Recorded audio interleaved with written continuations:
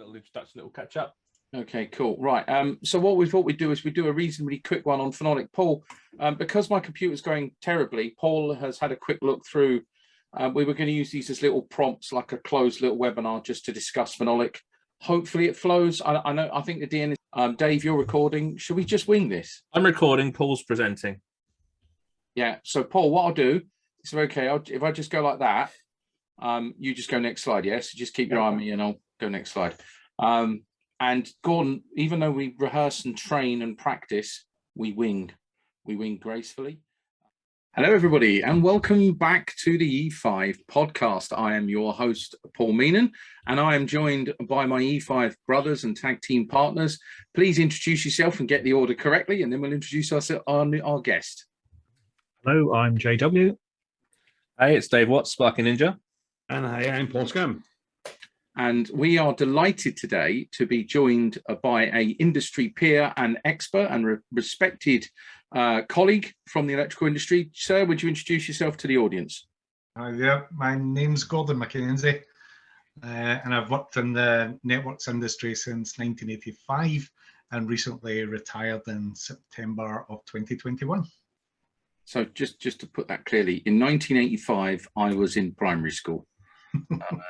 Drinking bottles of milk, having naps, and not knowing about the horrors of the electrical industry. No, I'm only joking. Well, I'd actually started my apprenticeship in 1980, Paul, so that's... I was You're only 2 years ahead of me, Gordon. I was 3. Oh, God, yeah, I look older than all of you. Right, okay.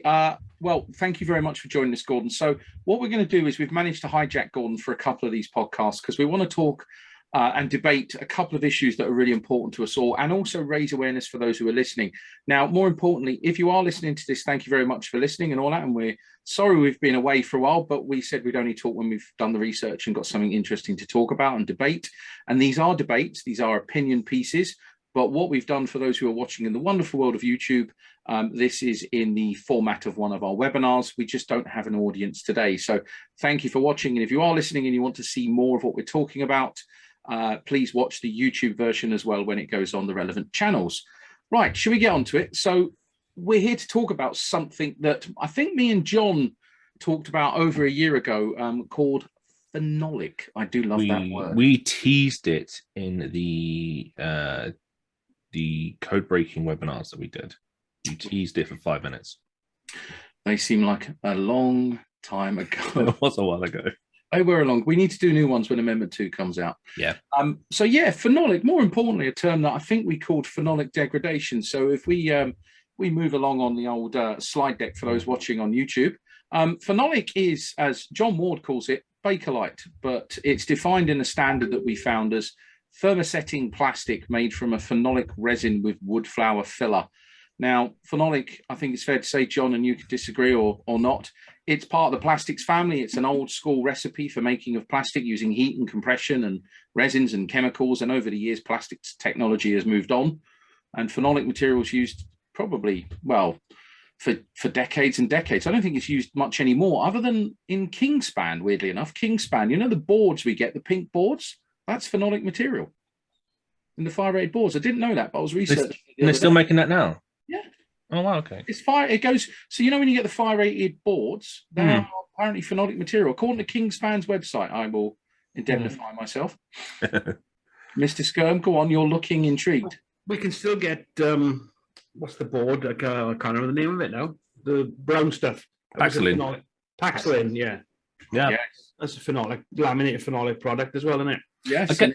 I guess the difference is, though, we buy it today, and it's time that seems to be the thing that defeats this material.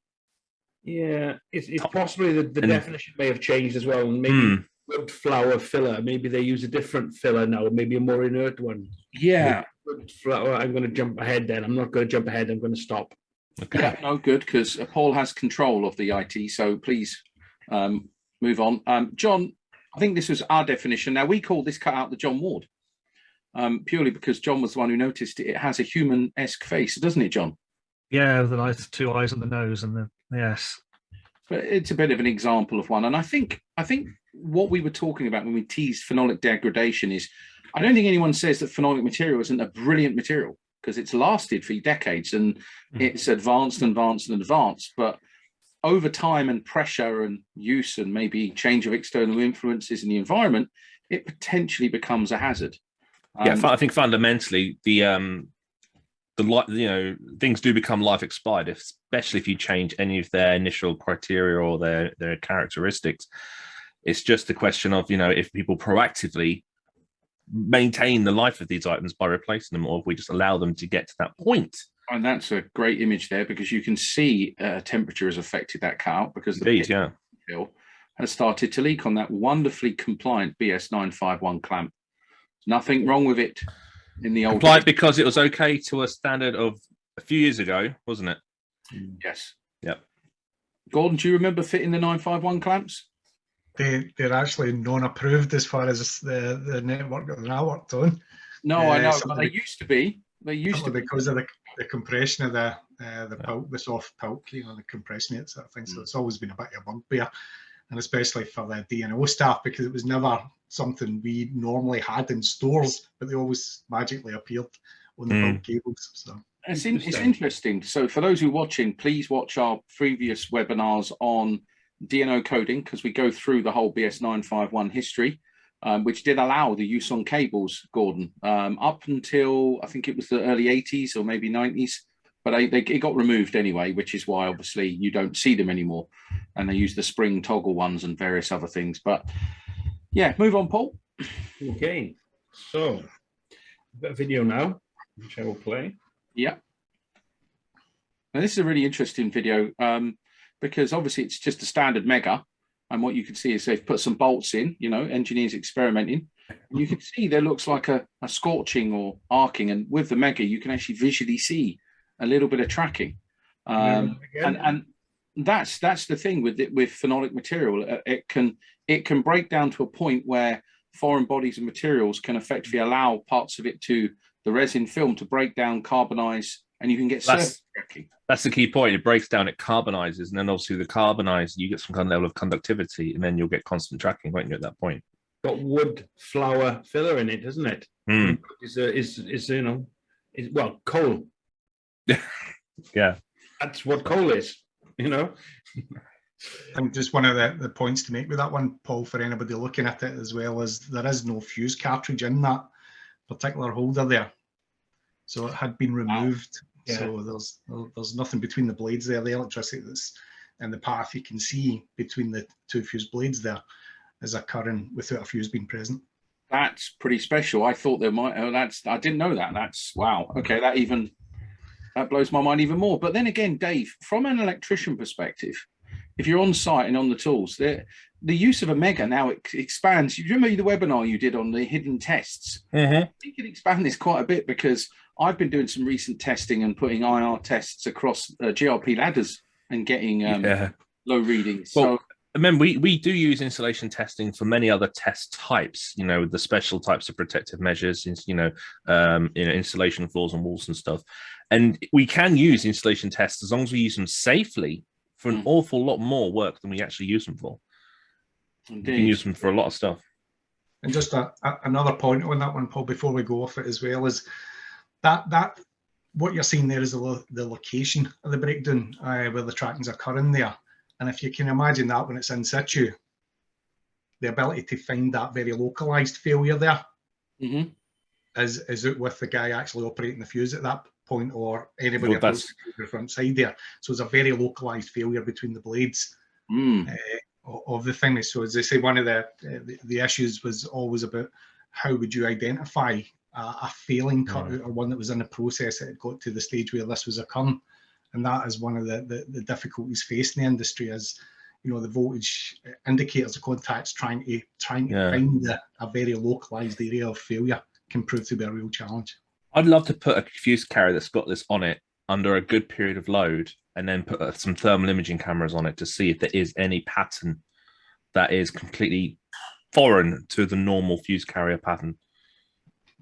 I'll tell you one thing that this raises is this kind of just shows you you can see why when you're trained to pull fuses, and training is very important. And I've always said that every electrician should be trained on to work on this equipment. If you had a fuse carrier like that and you were just going to pull it under full load, you can see how quickly a huge arc flash or bang. And this is why the guys are trained, you know, isolate that load straight away, pull it using the insulated gauntlets. But more importantly, this is a perfect video that proves the point of visually inspecting after you've withdrawn it to make sure there isn't this form of damage. Now, I used to work with guys in my area, the old UK Power Networks, where when they did pull it, they would inspect the fuses to see if there was anything wrong before they reinserted it. And they should do, because who else would do that? Exactly. And just again, Paul, looking at that's a very visual, granted, a very visual representation, and you can see the tracking there and where that occurs. But you know, that tracking is the primary concern, is that can track from phase to phase. Absolutely. Phase to neutral, phase to earth in a very, very small and localized area. Mr. Skirm's gone dark on me. Forward, if you don't mind. Right, next one.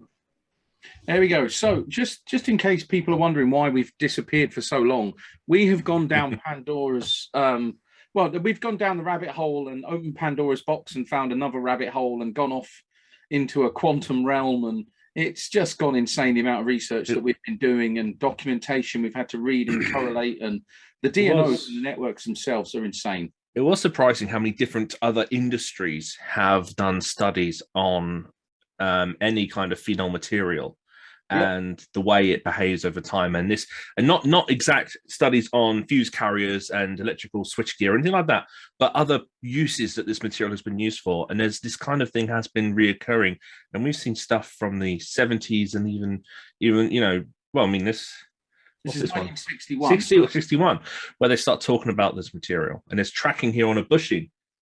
Mm-hmm. You know, they identify things like copper trees where they look microscopically at it, and there's been a lot of work. Now, this is the earliest paper that I think we've ever seen. Ironically, and I apologize, and we'll probably do another one of these in a year's time once we've done more research. The trouble is having every single IEE journal takes weeks to read. But there are, we know on some of our other webinars we will go into on another day, that this stuff can go back into the 1800s.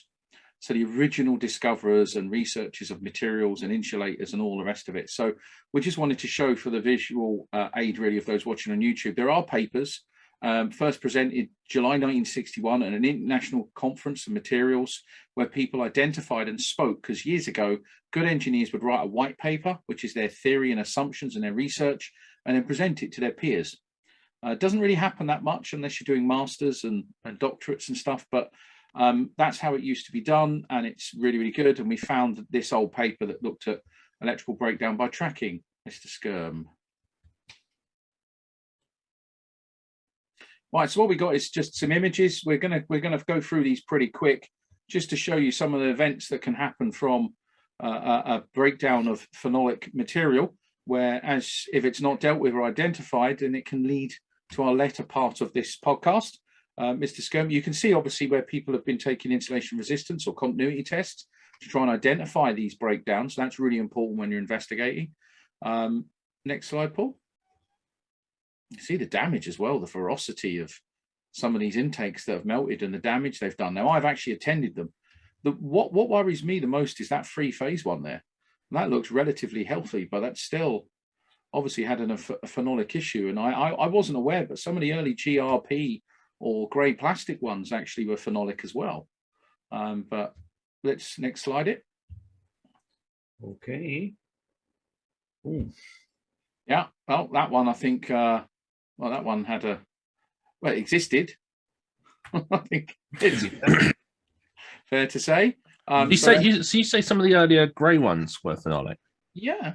So when did it transition to GRP? Because we've got the paperwork that basically we've got the evidence that says GRP is much more robust. Yeah, I've written and I've asked, and I'm trying to pin down dates at the moment. Okay. The early GRP stuff was good. Yeah, from our experience, we stopped purchasing around about the mid-1980s. I think we stopped purchasing the phenolic for GRP, but we continued to use up stock. So maybe 90s. Early 90s, I think. Early 90s. Still using up stock, yeah. Yeah, I think it's the point here we haven't really made particularly well yet is the fact that if you get this tracking within that phenolic material, it doesn't end there, because the actual act of it doing that creates a conductive path. So then you get more current going through it, which of course then degrades it further. And then you get more current and so on until you get this sort of cascading failure. And that's why, and we've got these pictures here, it gets into such a terrible state, because once it's going, it's pretty much inevitable that it will carry on and basically destroy itself. So well, it feeds itself at that point, doesn't it? Yeah, that's right. So every time that current goes through, it's carbonizing that particular pathway even more, making it more and more conductive. So that kind of leads on to this little beauty that we found, and this is all publicly available. So there is a High Court of Justice for Queen's Bench Division Technology and Construction Court at the Royal Courts of Justice in Strand, and there was a case which is again publicly available, and it was presented before Mr. Justice Ackenhead, and it was between 5 parties, and effectively there was a court case against parties and Southeastern Power Networks, London Power Networks, Southeastern Power Networks, and Eastern and Southeastern Power Networks. So basically the southern area of England, and it was all about the maintenance of the intakes, the cutouts, because of fires.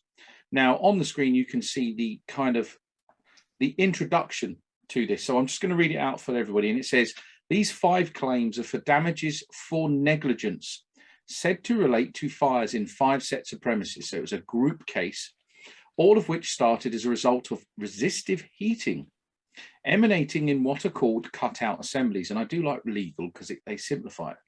Where mains power is brought into by cable into premises, it first goes into a cutout assembly, which is in effect a junction box with 1 or more fuses in it. From that cutout assembly, cables are then run to the electricity meter, where the amount of electricity consumed is measured, and from where the electricity passes into the premises. Since the privatization of the electrical industry, responsibility is now divided between distributors responsible for the bringing of power into premises for the cutout assemblies, and the suppliers who charge the customers for the electricity supply and who are responsible for the meters. The 5 claims are in nature of test cases, albeit they do not amount to group litigation. The overriding general issue relates to the scope and extent in practice of the tortious responsibility of the defendant distributors. They were trying to set some precedences here. That's I think what drove this case. Whilst there are also major issues on causation in the 5 cases, the duty of care owed by the distributors is properly admitted. That's a really interesting sentence. The scope of the dispute involves a determination of what, if anything, the defendant should have done by way of inspection, maintenance, replacement, or monitoring of the cutout assemblies. The generic liabilities have acquired the acronym RIMISI, which is replacement, inspection, maintenance, and some other. Oh, there you go. Repair, installation, maintenance, inspection of supply side equipment. So that's what this court case was about. When did it? And we mentioned this over a year ago in our last Diverted Neutral Current webinar, where we said, when do they ever knock on your door and come in and say, here, I'm here to inspect your cutout? The only people who really do are the meter exchangers or the electrician. So next slide, Paul. Or when they had meter readers come in, the meter reader, which was working for the network operator at that time, would have had a look, wouldn't they? Exactly. But as I said in the webinar last, our provider, my wife gives readings over an app on her phone. So they've not been in the property for 8 years. And it's a really interesting report, and I highly recommend. The reason we put it on the slide so that people can see it and they can look at it and go away and read it themselves. But it says on section 19, cutout assemblies come in different shapes and sizes, depending largely on the age and rating of the service and whether the consumer is provided with a single phase or 3-phase supply. The more modern ones are usually encased within glass-filled polyester, although historically other plastics such as phenolic were used. The oldest service heads have cast iron casings. These assemblies may have pitch or heat shrink plastic shrouding or neither within them, depending on the type of service cable to which they are being used to terminate. The very large bulk of cutout assemblies over the last 50, 60 years have been manufactured by 2 companies, Lucy and W.T. Henley, although BICC and Pirelli had not insignificant share at least one stage. Interesting, I even mentioned phenolic in this. So they do talk about it. It is a brilliant CPD read. It's a heavy report, but we've all read it, and I think it's an absolute. Have you read this, Gordon? Have you? Yeah, 90-page report, and the word phenolic appeared once in that. Numerous attempts to try and get some sort of visual, pictures or images of the cutouts that featured in the case without success. Next. There we go. So this is a Phenolic Fire, very close to home, because this was the first week of my job. We had a DNO supply that had been melting for 4 days. The staff had been smelling fish for 4 days, and that's the result of it. I think these are really important images, these, Paul, in understanding the tracking. So the failure mechanism there's probably something to do with the connection or the overheating of the blade, or some, you know, any one of the component parts within that cutout. The risk with phenolic and why it's so different for GRP is that it doesn't stay localized to that. So that overheating terminal then impacts towards the other two phases, L1, L2, L3, or towards the neutral. So the one of the first things, the steps that we took, was that you really couldn't do a partial repair on these. So it wasn't enough to want to take L1 out and replace it, because you've already probably got damage on L2 or L3 or towards the neutral without necessarily being conscious of that as well. But to see it as localized in that image there, you can see the heat source, you can see very clear. You've not lost the building as a result of fire there. So it's a really good image of that one. I'm amazed that the meter boards, which are supposed to be fire resistant, had burnt out to that degree. I mean, that's a significant heat. It's a lot of heat. Yeah, that is. So yeah, got very lucky there. Well, I think that one of the things we looked at, Paul, as well, was, I think when you see some of the failures, I don't know if some of the images will show that, but the tracking causes a melting, like an arcing melting of the brass components of the components of the cutout, and that's 1,000 degrees or thereabouts that happens. So it's generating a significant heat source. I will say, when the DNO came out to this, it was about 9:30. They actually removed the old cutout, and it was still red hot to touch. It was very, very hot. Unfortunately, all they did was replace it with a GRP one. That's all they did. It was just like, oh, there you go. And I was like, can I have that, please? And they were like, yeah, I suppose. It's just phenolic. They burn out all the time. And I was like, yeah, that'd be really nice to have that. But yeah, that's the forward-facing image for those who are watching on YouTube. Quite a distraught first week of the job, really, that was. But yeah, that was kind of what opened my eyes to it. So did the electricity provider, network provider, provide you with any guidance on how to monitor, identify, or limit this thing from happening? If they've said to you that you've replaced these all the time? No, I didn't even see a report from them. Okay, I saw nothing from them whatsoever. Which is possibly one of the things that was interesting, it's going back a bit of time now, was that DNOs by nature look at the individual incident. They'll investigate the incident without necessarily looking at the previous 10, 20, 30, 100 incidents and looking for that. It just seems like with meter up installers, and obviously the need for things like MACOPA, you'd have thought that they'd have some ability to actually put a guidance thing through for owners of systems. Yeah, I think with the fragmentation of the industry as well, it doesn't help, because there's possibly less talking between the regions now than there used to be in there. The meter operators are no longer employed by the DNOs or the electricity boards as they were, Yeah, and I do think that fragmentation has caused chaos. When you're trying to talk to someone about a board, getting a board changed. Years ago, up until about 15 years ago, the board was owned by others. And all of a sudden, one of the most recent changes is the board now is owned by the property owner. Well, okay, if the property owner owns it, how am I supposed to replace it when it's other people's equipment? And more importantly, to other people's equipment? How do I do that? And when was I ever spoken to about accepting that responsibility? I'm not talking about just a workplace, but a home. Somebody else owns my meter board. It just feels like retracting liability as much as you can, and then getting, adding that we must install outside as well, without cooperation, consultation, or anything on the duty. So we'll get onto that in a minute anyway. But again, some more images of just more cutouts. As you can see, the damage, it can destroy homes, it can destroy lives. It's something we need to be very careful of and aware of. We thought we'd just use a range of images really just to show. What is the first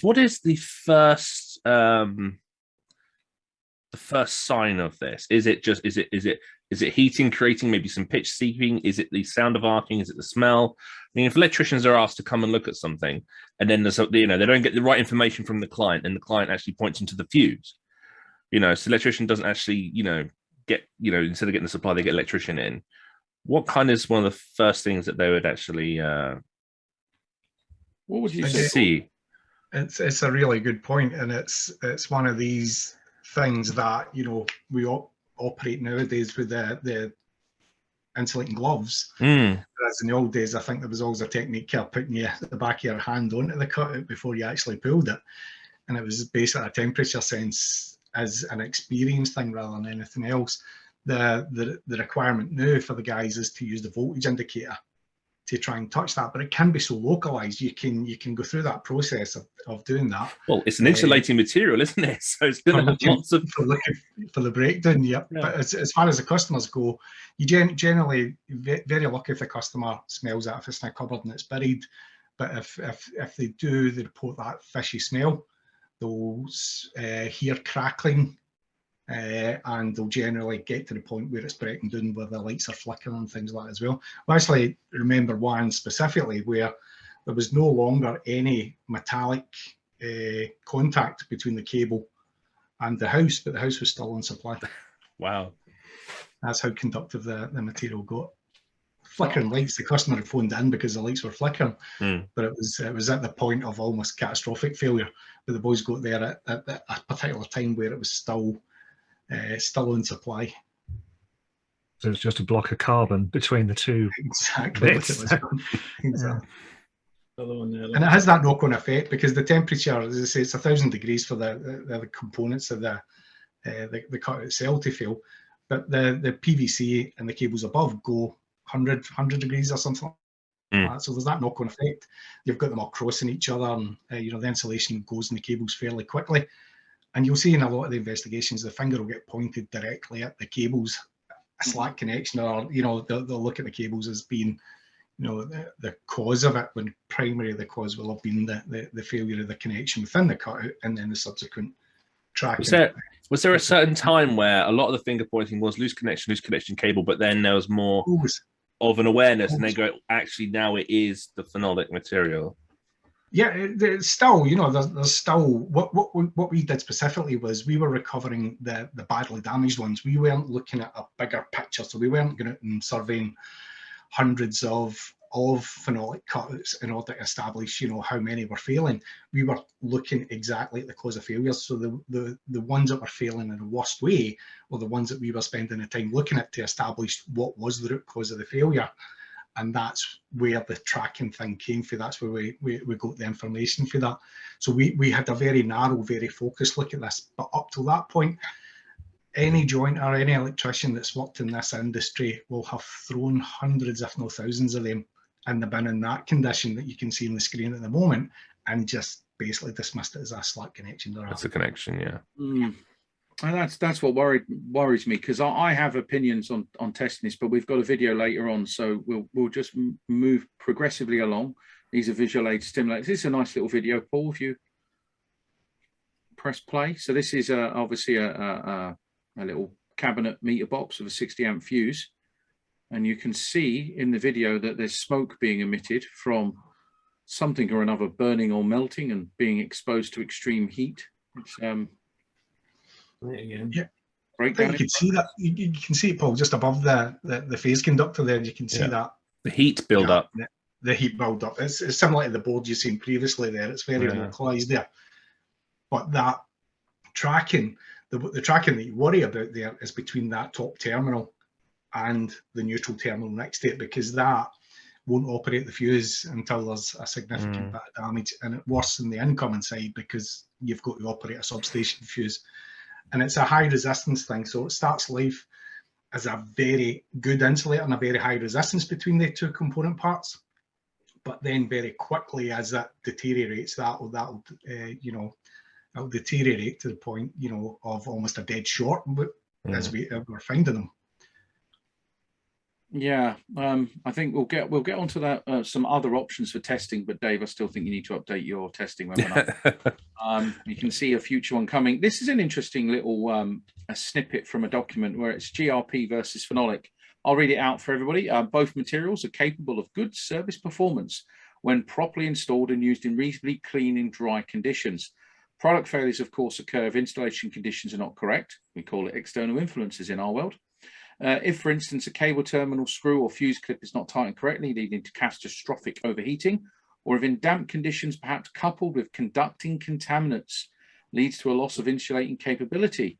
It is under failure condition that marked differences occur between phenolic and GRP house service cutouts. Phenolic suffers from an intrinsic material characteristic, as Paul said earlier on, which can be self-destructive, namely tracking. When the material decomposes, because it will over time and heat strain and all that good stuff, for example, due to arcing or surface leakage currents, it forms carbon. The carbon readily conducts electricity, leading to reduction in electrical creepage, which we need to be very wary of when we're designing any form of electrical product. Heavier leakage will enhance carbon formation and self-propagation failure. GRP, on the other hand, will simply not track, at least below 1,000 volts. And our grades, by virtue of the fillers used, are particularly resistant. Now, this is really interesting because the bit about GRP, Dave, you and I both know that technically, if you're not cleaning or maintaining your GRP, is not true. I'm going to say, it depends on the condition of your GRP. And the size of the electromagnetic field and the voltage approximate to it. I have some recent examples, but I'm not going to go into that. That's for another webinar. So GRP, if you are using it, folks, make sure you keep it clean. Remove those surface contaminants.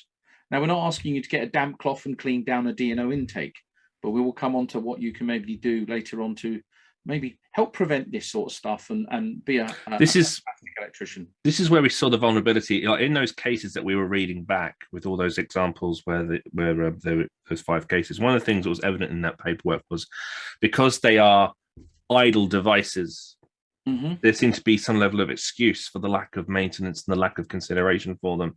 But an idle device will still be subject to severe different change of demand, of environment, of heating, of moisture as it goes through the life. If somebody changes the way they use a space, or they use the demand. Well, could I just make a wee point on that previous slide again, if you could go back to it? I don't know if it's possible. Of course you can. Just in the first, the top paragraph there, product failures, of course, occur if installation conditions are not correct. They then go on to describe almost, the typical domestic installation conditions, damp conditions, we were seeing these failures in very, very typically domestic conditions, but you could see where moisture was playing a part in this as well. And this wasn't, they were not damp conditions, but I think there's a thermal cycling type of thing that's attracting moisture into the phenolic cutout, and the cutout itself has the ability to absorb a certain amount of moisture as well and retain that moisture. And that was again contributing to the tracking and the failure as well. So it was just something, that particular paragraph, it was one of these things that we tend to think that it must be a terrible condition. These only happen. They don't. They were happening in perfectly normal domestic environments. Yeah, I do think the one place that you can lead to catastrophic areas is underneath the stairs, because I've seen plenty of houses where they've insulated under the floors. You go underneath the stair cupboard and it's freezing cold. The intake cable's coming right under an air brick, and you just get condensation and all sorts. So yeah, understair cupboards are an interesting place. But let's move on. So part of the research, always research, try and get your facts together. And again, this is us as 5 engineers chewing the fat over an issue that is slowly disappearing, but still can occur. And I think, Dave, in one of our earthing podcasts, you quoted some old statistics of number of fires on electrical intakes. We did, and we also quoted the study that said a legislation is supposed to put the need for maintenance to avoid that. But this applies here as well, but that hasn't happened. No. So one of the things we did was, I'm a railway chap, so there is some references to phenolic, because we have tried to research and go to ground a lot on definitions of phenolic, and many people use it for many, it's the chemical engineers and the plastics industry use it, and there's lots of different ways of using that phrase phenolic and phenolic materials. But interestingly, there's another term we want to use called silver migration, which was used in railways, and they actually did define phenolic as a breakdown which led to silver migration, which effectively led to silver or silver plated contacts and moisture and an insulating material, and how black relay bases could cause signaling failures and all sorts. So they're interesting reads. They're railway group standards. They've obviously been withdrawn because there was an edict to remove them all from signaling, so they didn't cause any crashes or disasters. But it's interesting to see how it's not just in the domestic cutout world, it's everywhere. These materials are still everywhere in many places. Move on, Paul. Well, this goes on to cover a bit of silver migration. It does. Henceforth, I'm pointing. The movement, oh, no, go back. So some of the bits in this railway group standard, silver migration defined the movement of metallic silver over and through insulation is most commonly encountered on relay plug boards within certain relays and plug couplers. Initially, it is restricted to the surface, but within time penetrates into the structure of the material. It can conduct electrically and is able to bypass contacts in circuitry and introduce connections between different circuits by forming a bridge between adjacent contacts. That's what it was doing on signaling, giving spurious and false signals. So you can see why they had to remove these bases from signaling. Onward we go. And then obviously their definition of phenolic at that time of writing these standards was thermosetting plastic made from a phenolic resin with wood flour filler. Moving on. One of the other interesting comments in it is insulating material which can absorb moisture, such as phenolic compound, will accelerate, but it is not prerequisite for the process. Plug board spaces and plug couplers made of phenolic compound are always colored dark brown or black, as Mr. Ward said in one of our previous DNO videos, also known as Bakelite, or as Paul has said, what was it? Paxilin.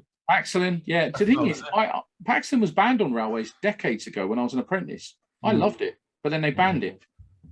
Don't ask me why. It was something to do with asbestos content, but I never got any evidence of that. Anyway, moving on. Certainly.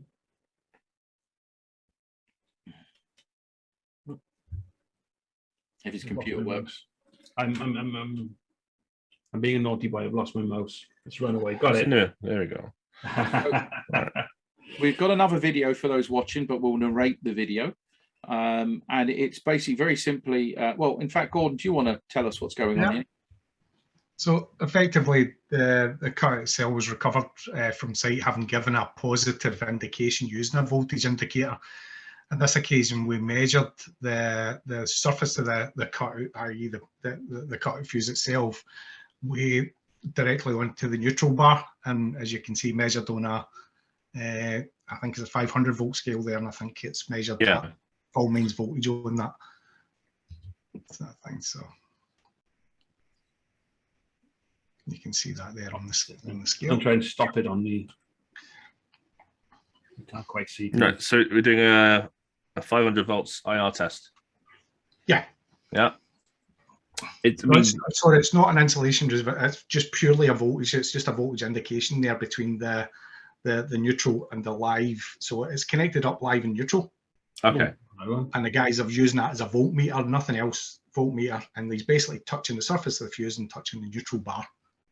Okay, so it's an insulation test, but they're using, so what's scaling there is voltage? Yes.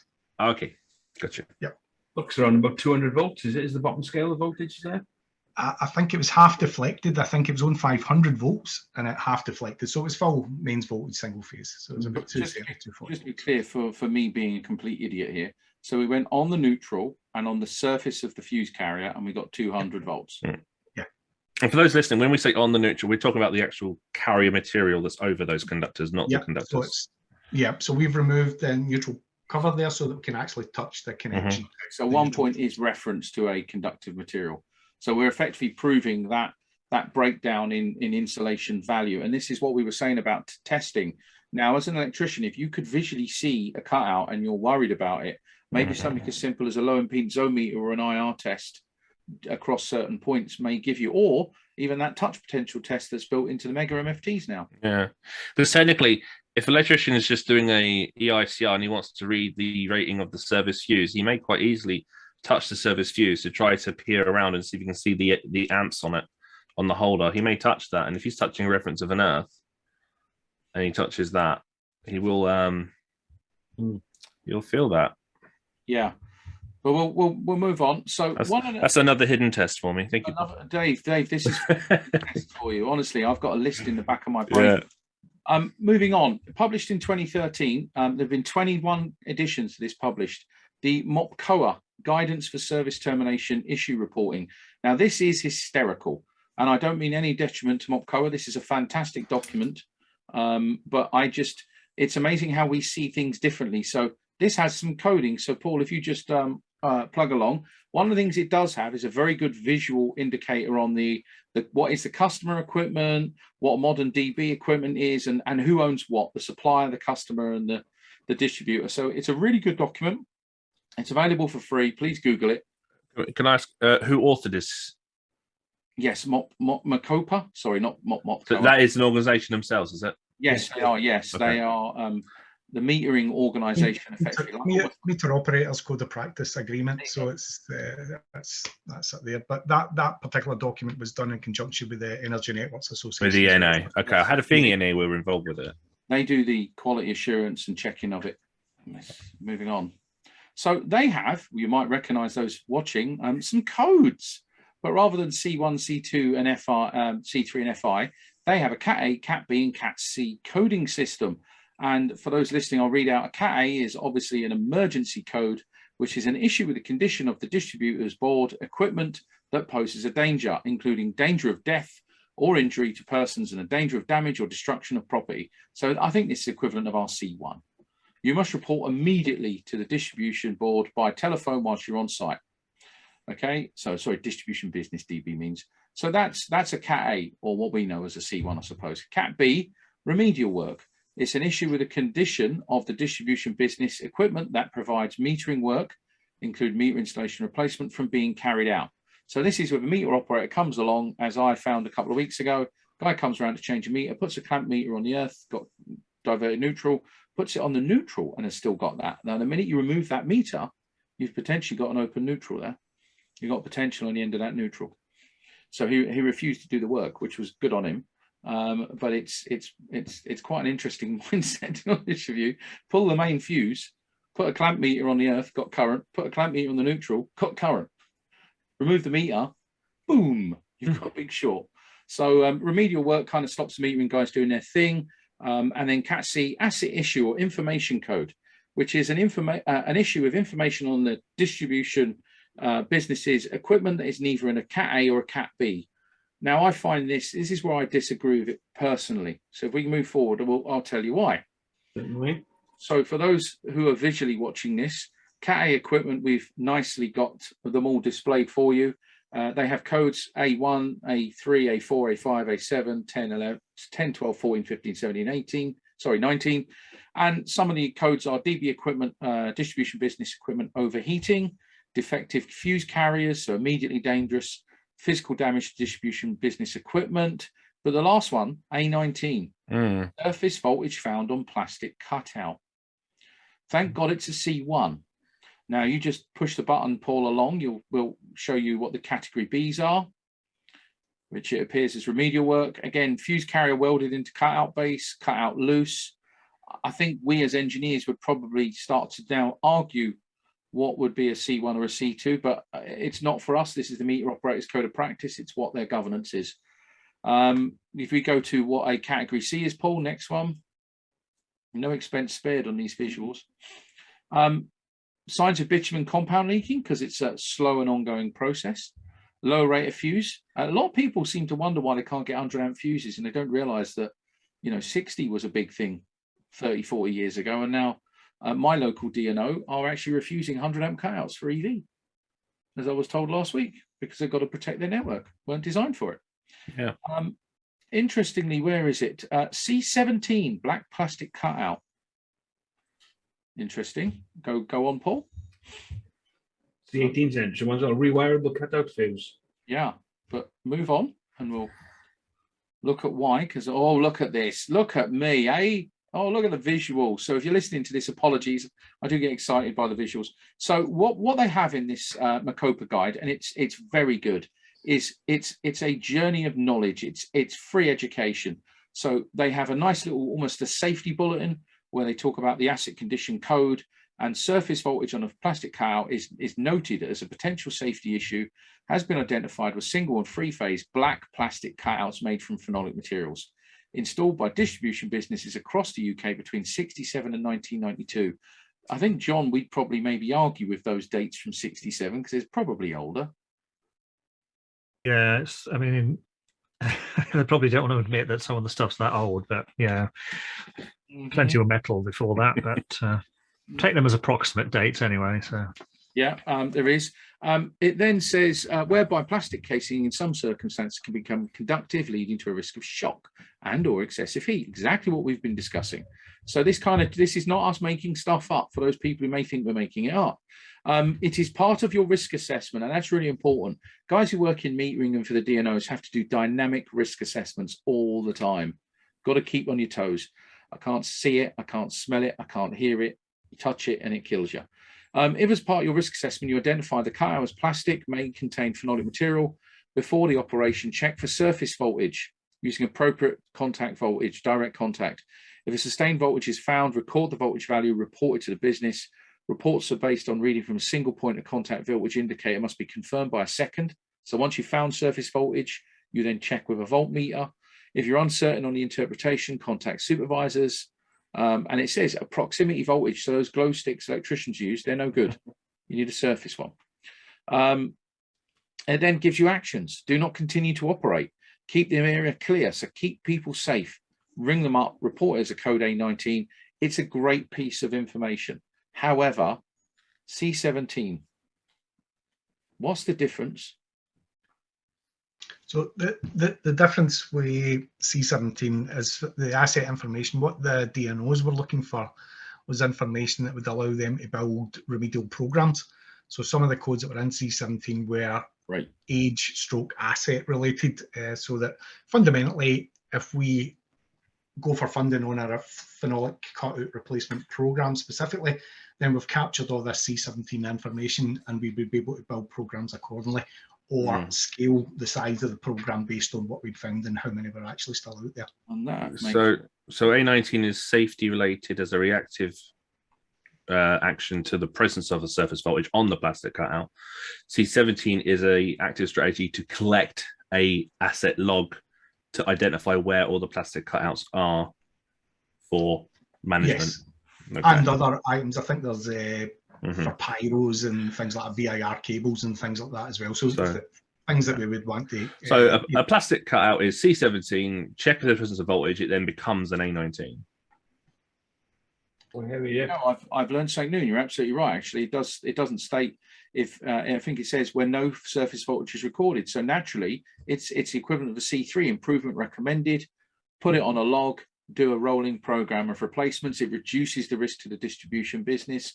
It's common sense investment and management. It's a good action. I mean, fundamentally, the meter operators are the real pivotal role of persons who are going into people's homes, although, as I say, not into mine because of the way my provider works. But if that's the action they need to collect a record of where these cutouts are, then that's what they're doing. So one of the things that it's worth noting on this, because obviously there's only so much research we have on this, is an interesting slide. I think we've spoke about it before. Where an external, I don't know why the codes are on there, that's my error. An external intake position in UK power networks is preferred for a certain reason. There was a Southampton coroner rule 43 to minimise the use of internal metering equipment because of fires, failures, etc. So for any electricians or learners who are wondering why the DNO cutouts are outside, it's mainly to protect the internal if there is a breakdown or a failure or a fire, and it's common sense. But interestingly now, if you wanted one inside, you'd need to get written permission from the Director of Asset Management if you wanted your DNO service head inside, like the letter from the Pope, basically. So it's worth noting. You can see kind of the background, why they make these decisions. Mr. Skirm, next slide. I think we're just back to that wonderful video to kind of just summarize and finish it off. I don't think there's much more really. I think it's just more of a kind of what do we do for electricians to keep safe? I think it's, as Dave has rightly pointed out, there's some hidden tests here. There's some. I mean, is there a way an electrician can? If electricians wanted to be proactive here and they identify plastic cutouts, is there a way they can help notify or update the information with the records of the network provider?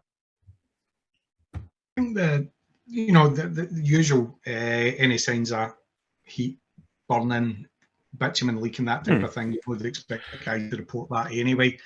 I think the recommendation for the meter operators is probably as good as you can get as far as allowing the guys to operate it as safe as possible with the voltage indicator and, doing the test. I think you need to be, when you're training people on that though, you don't want them to limit to one stab in the middle of the cutout and that's them done their job. You really want to explore the cutout in a wee bit more care and where you place the voltage indicator to give you some sort of indication if there is a breakdown occurring. It's not always obvious that, you can, some of the ones we recovered, you can see in that one the shines away on the area just next to where the tracking occurs. And sometimes that was fairly obvious, but in others it wasn't obvious at all.